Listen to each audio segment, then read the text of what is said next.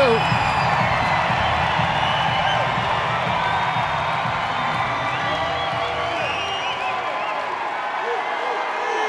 you. Thank you.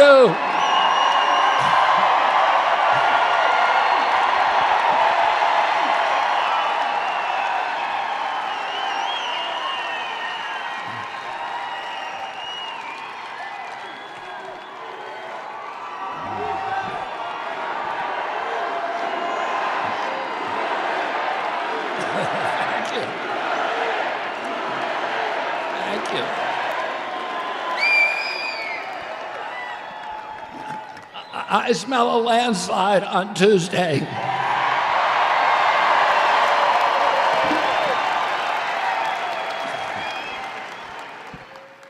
Well, I've been on the road for 19 months now, and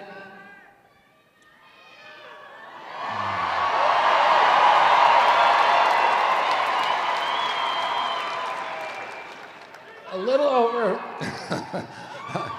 a little over, thank you, MAGA.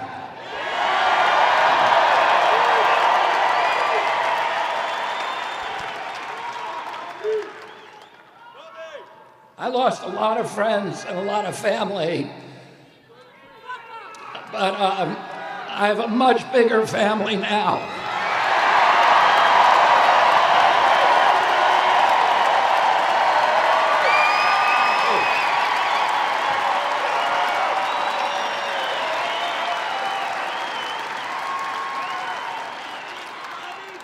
And we're all held together by blood and by DNA, and that is our basic relationships in our lives. But the most important relationships come from shared values. And everybody in this auditorium shares the value. They love this country and they love freedom. And they love our Bill of Rights and our Constitution. And I saw those things in danger in a very acute way during the COVID pandemic. And that is one of the principal reasons that I made the decision 19 months ago to run for President of the United States. And then a little over a year ago, I left the Democratic Party.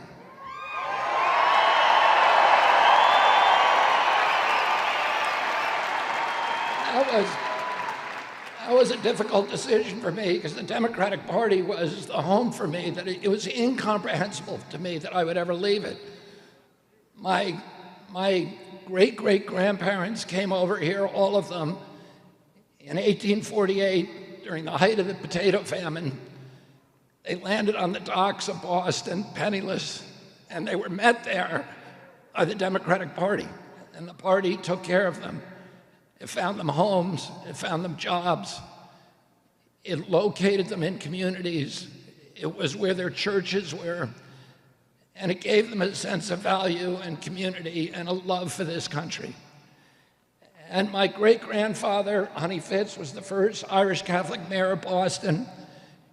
His contemporary, Patrick Kennedy, was a state senator and a political boss in Boston. My uncle, John Kennedy, was the first Irish Catholic president.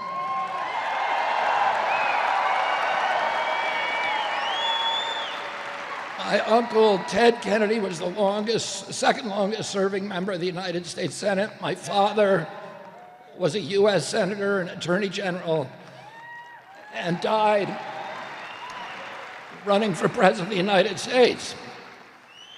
And it was inconceivable to me that I would ever leave the Democratic Party.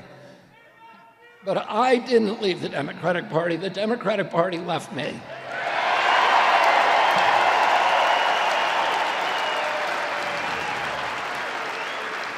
The Democratic Party that I grew up with was the party of peace. It was the party of civil rights and constitutional rights, and particularly freedom of speech. It was the party that had skepticism toward the CIA and the national security state. It was the party that was also skeptical of Wall Street and the corporate domination of American democracy. It was the party of women's rights. My uncle, Ted Kennedy, wrote Title IX to make sure that women could play sports in college. And it was the party of democracy. It was the party that fought hard to make sure that every American had the right to vote for the candidate that they chose to vote for. Today's Democratic Party is the party of war. It's the party of Dick Cheney. It's the party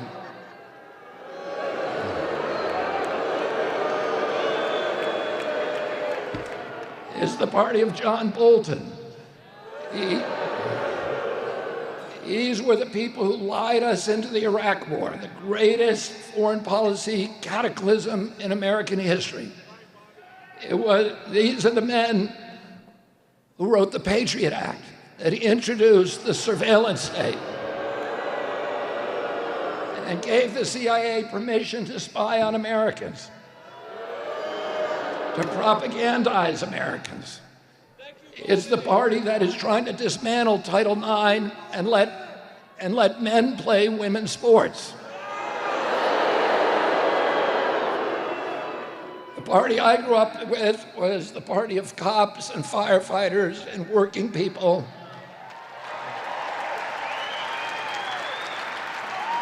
And now, that's the Republican Party.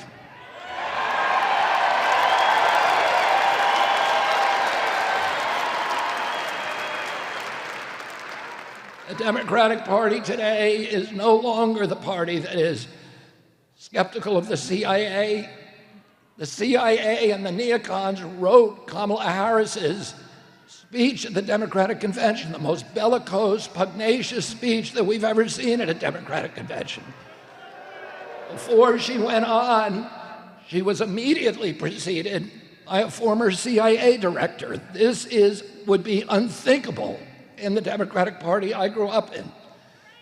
They've become the party of the swamp. They've become the party of Wall Street, of big tech, of big data, of big pharma, of big ag, big chemical, and the military-industrial complex. And their party not of civil rights, but of division that is tearing our country apart.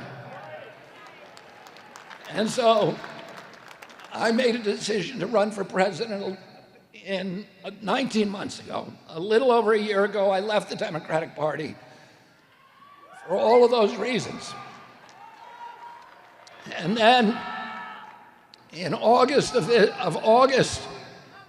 this year, President Trump called me on August 23rd, immediately after his shooting at Butler. He called me 3 hours later on the telephone, and he asked me to meet with him the next day in Milwaukee. And we had a 2.5-hour meeting then and a number of subsequent meetings. And during those meetings, he urged me to unify our parties and to work with him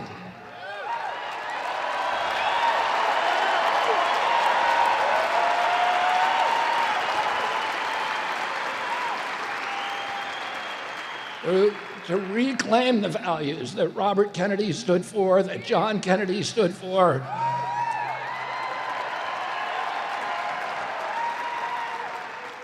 He said he wanted to end the forever wars and bring that $200 billion that we've sent to the Ukraine home to rebuild America.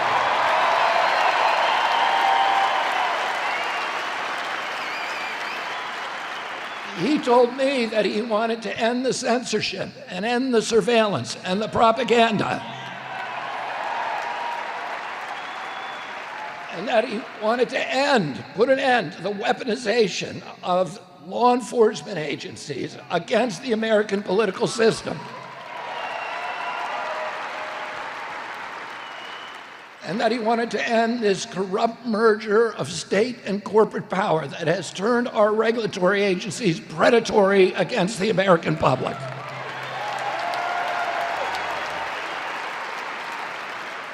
And he said that he wanted to make America healthy again.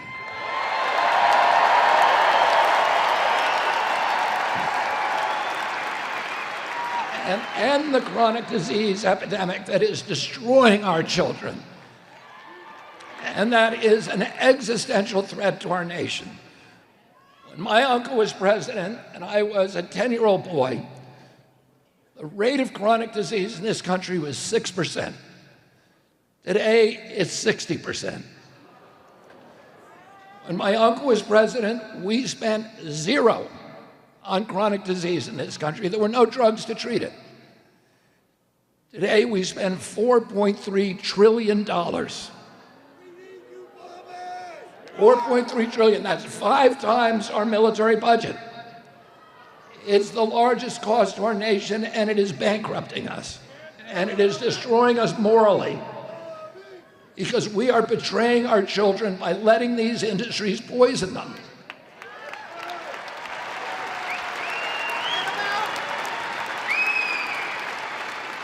The rate of obesity at that time was 3%. Today, it's 50% in our children. And 74% of Americans are obese or overweight. Well, we didn't suddenly become lazy and gluttonous. We are being mass poisoned by corrupt industry.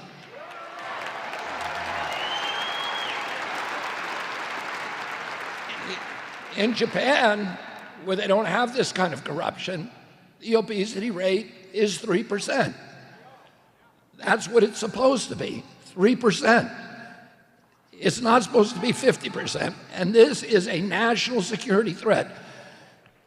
77% of American kids are no longer qualified for military service because of chronic disease diagnoses.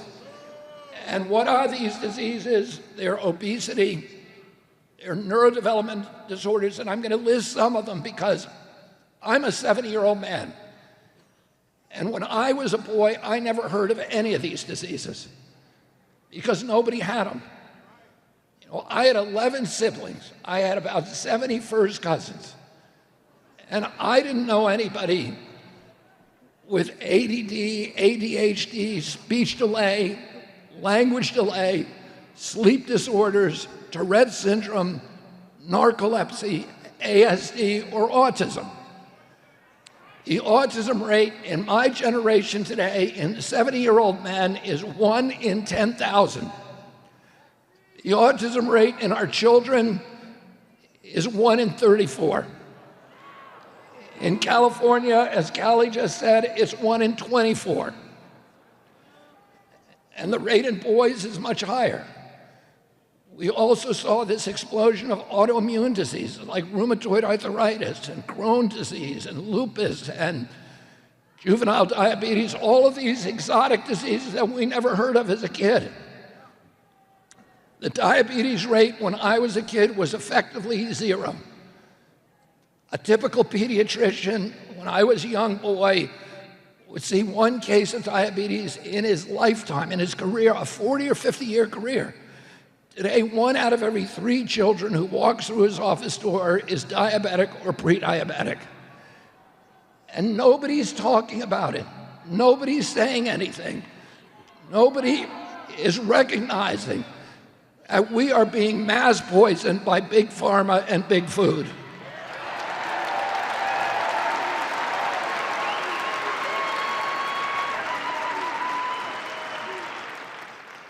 And all these allergic diseases that suddenly appeared.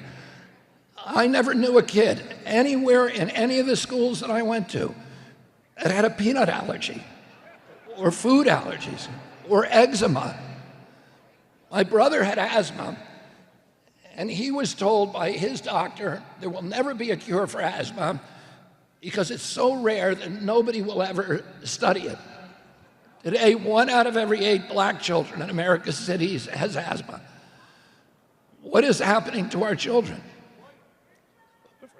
And I saw this happening, and I began writing about it, and the media rose up and silenced me in 2005. And nobody would talk about it. The doctors wouldn't talk about it. The pediatricians wouldn't talk about it. The scientists, the government officials. And people warned me, if you keep talking about this, you're going to destroy your career. And I was stunned by this. And for 19 years, since 2005, I spend 30 minutes praying every day when I get out of bed.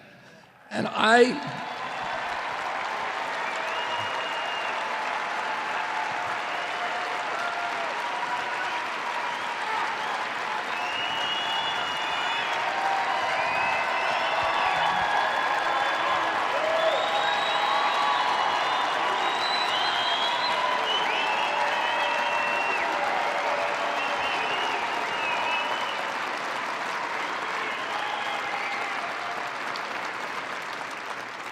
my prayer is this. I ask God for 19 years to put me in a position where I could end the chronic disease epidemic and bring health back to our children.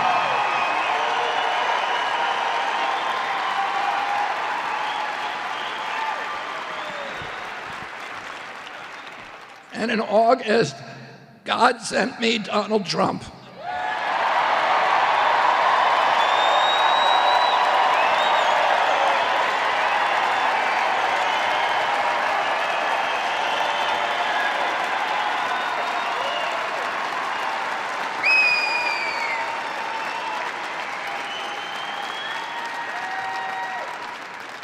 Now, we're 5 days out from an election, and it's an election that we are certain to win. If every vote is counted, if all the votes are counted, we're going to win this election.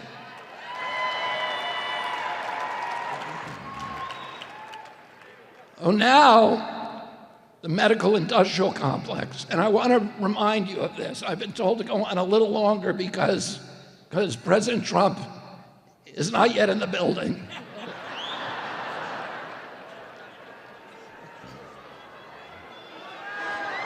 You know,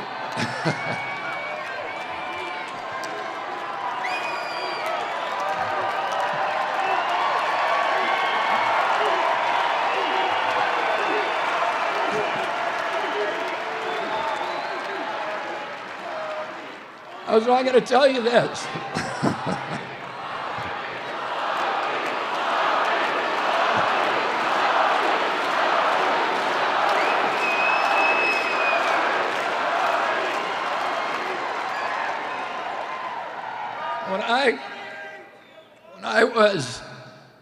When I was 7 years old, I went to the inauguration of my uncle as president in Washington, D.C.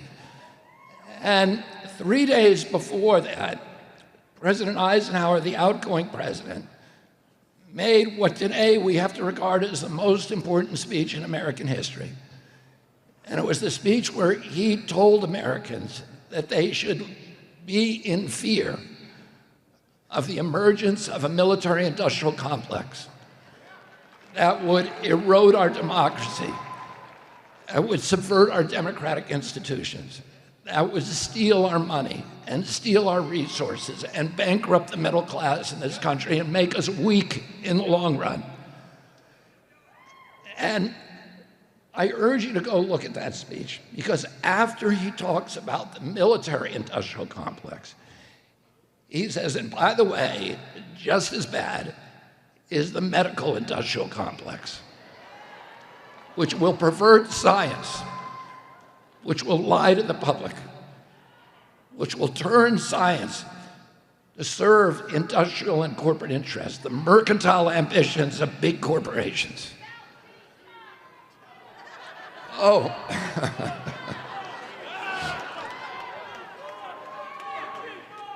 Oh, as soon as Donald Trump started talking about giving me the power, he asked me to do three things. He asked me to root out the corruption.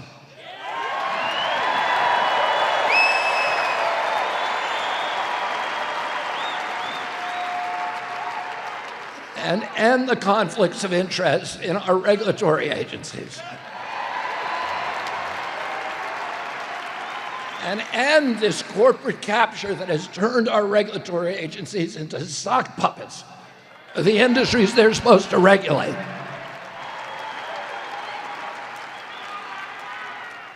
And he asked me to restore the tradition of gold standard, empirically based, evidence-based science and medicine in our regulatory agencies.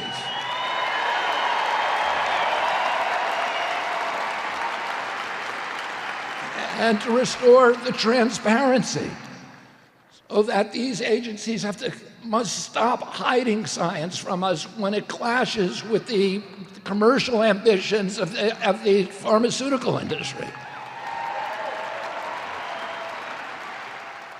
And he doesn't want me to take vaccines away from people. If you want to take a vaccine, you ought to be able to take it. We believe in free choice in this country.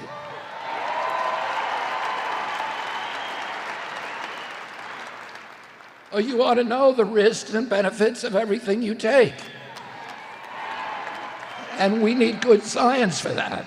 And we need informed consent. And he asked me to do that, and then he asked me to end the chronic disease epidemic in this country. And he said, I want to see results, measurable results, in the diminishment of chronic disease within 2 years. And I said, Mr. President, I will do that.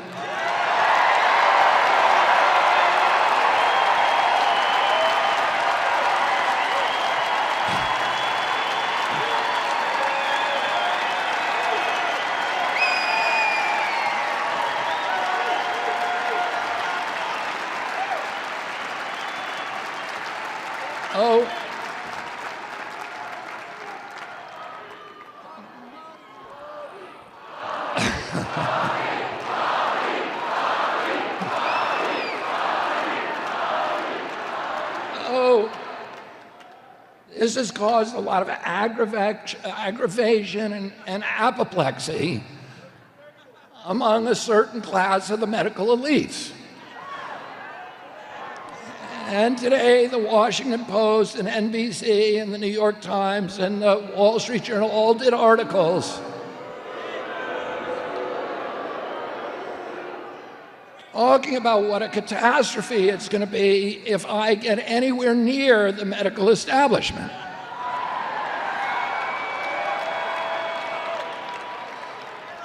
And I read the articles because I wanted to see the names of the people who were denouncing me. And every one of them is on the pharma payroll. These are what the media calls experts. But these are the same experts that made us the sickest country in the history of the world. Whatever they're doing is not working. We had during this country, these are the guys who gave us the COVID countermeasures, which shut down our schools, which closed our churches, which shut down 3.3 million businesses in this country. All the little businesses, and they left open the Walmarts and Facebook and all of the big people who were cashing in on the pandemic. And these are the people who are treating disease. For them, for these people, the most valuable asset in America is a sick child. They don't want your child dead, they want him sick for life. Then he's dependent on their products. And the more statins they prescribe for heart disease, the more heart disease goes up. The more metformin they prescribe for diabetes, the more diabetes we have. The more antidepressants they prescribe, the more people we have who are depressed. The more Ambien they prescribe, the more insomnia there is. The more opioids they prescribe, the more pain there is. The more Viagra they prescribe, a higher ED goes. And so these drugs, their formula, this pharmaceutical paradigm, is not working. And President Trump wants to do something different.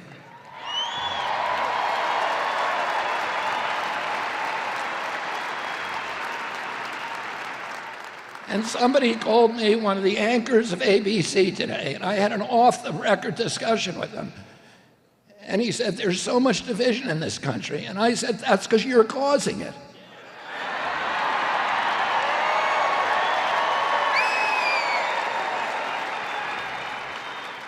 My nephew, who's traveled with me for 19 months, he's my wife Cheryl's nephew, and he's been working for me for 19 months and traveled everywhere with me, and he's met President Trump many times now.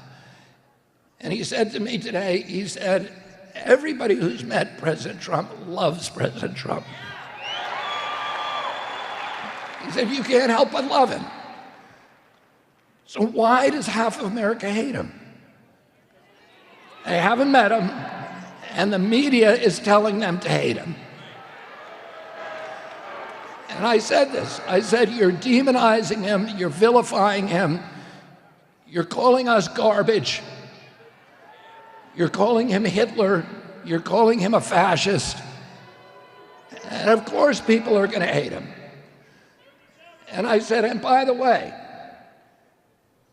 you're writing all these articles condemning me coming into Washington, dismantling the pharmaceutical paradigm. Where are you getting your salary? From pharma. And he said, we tell both sides of the story. And I said, no, you don't. And he said, well, President Trump is saying radical things. I said, like what? He said he's going to pull CBS's license.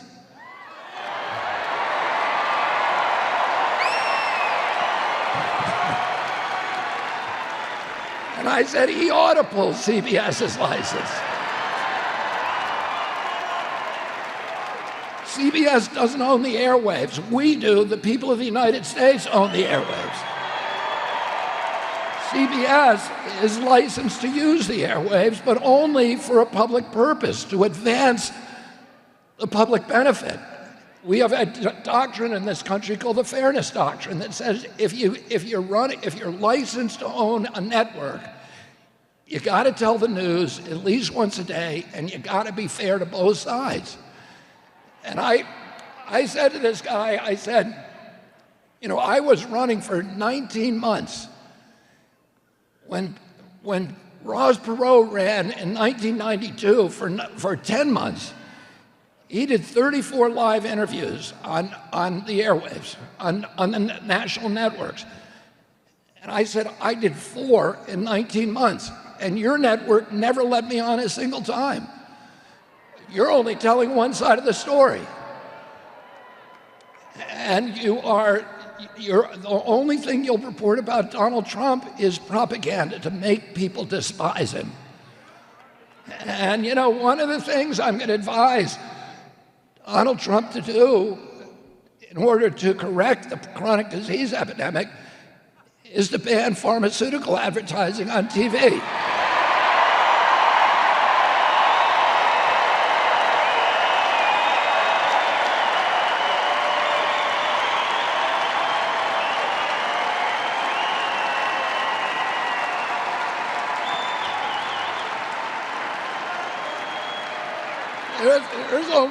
There's only 2 countries in the world that allow pharmaceutical advertising on the airwaves. One of them is New Zealand and the other is us. And we have the highest disease rate, and we buy more drugs, and they're more expensive than anywhere in the world. Italy spends about 1/6 that we spend on healthcare, and Italians live 7 years longer. So whatever they're doing does not work. And don't you want a president who is going to fix this country?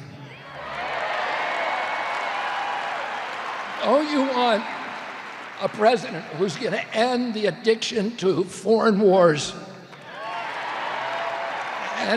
And don't you want a president who's going to end the censorship and surveillance and return freedom of speech to our country?